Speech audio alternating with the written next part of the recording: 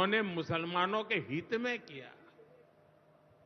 मैं जरा ऐसे सभियों से पूछना चाहता हूं, वोट बैंक के भूखे इन राजनेताओं से कहना चाहता हूं, अगर सच्चे अर्थ से आपके दिल में मुसलमानों के लिए थोड़ी भी हमदर्दी है तो कांग्रेस पार्टी अपने पार्टी के अध्यक्ष मुसलमान को बनाए।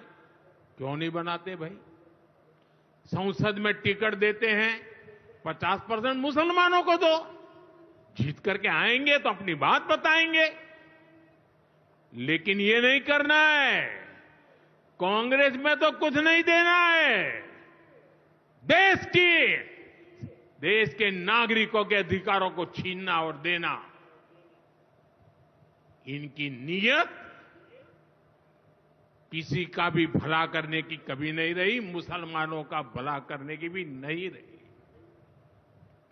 यही कांग्रेस की अच्छी सच्चाई है। साथियों, वक्फ के नाम पर लाखों हेक्टेयर जमीन पूरे देश में है। इस जमीन, इस प्रॉपर्टी से गरीब का, बेसहारा महिलाओं बच्चों का भला होना चाहिए था। और आज ईमानदारी से उसका उपयोग हुआ होता तो मेरे मुसलमान नौजवानों को साइकिल के पंक्चर बना करके जिंदगी नहीं गुजारनी पड़ती। लेकिन इससे मुट्ठी भर भू माफिया का कोई भला हुआ। पसमानदा मुस्लिम इस समाज को कोई फायदा नहीं हुआ।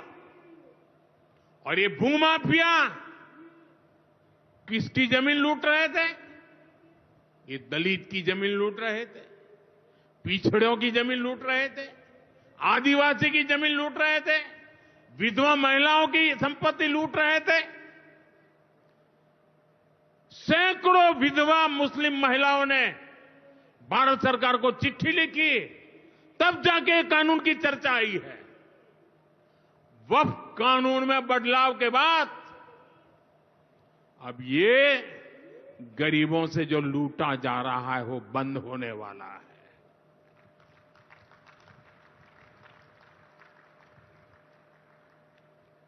और सबसे बड़ी बात, हमने एक बहुत बड़ा जिम्मेदारीपूर्ण महत्वपूर्ण काम किया है।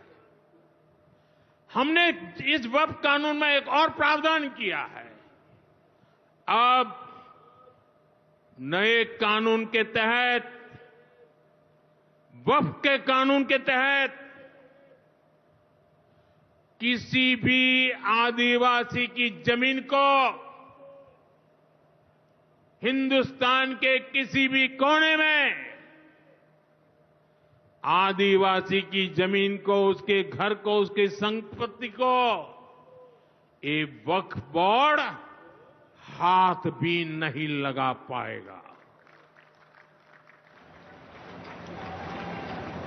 ये आदिवासी के हितों की रक्षा करने का, संविधान की मर्यादाओं का पालन करने का हमने बहुत बड़ा काम किया है।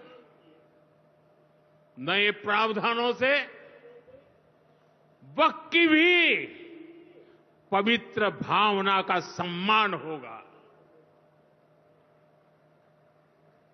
मुस्लिम समाज के गरीब और पसमानदा परिवारों, मुस्लिम महिलाओं, खास करके मुस्लिम विधवाओं को, मुस्लिम बच्चों को उनका हक भी मिलेगा और भविष्य में उनका हक सुरक्षित रहेगा। और यही तो बाबा साहब आंबेडकर ने संविधान के स्पिरिट में हमें काम दिया हुआ है। यही असल स्पिरिट है, यही असली सामाजिक न्याय है।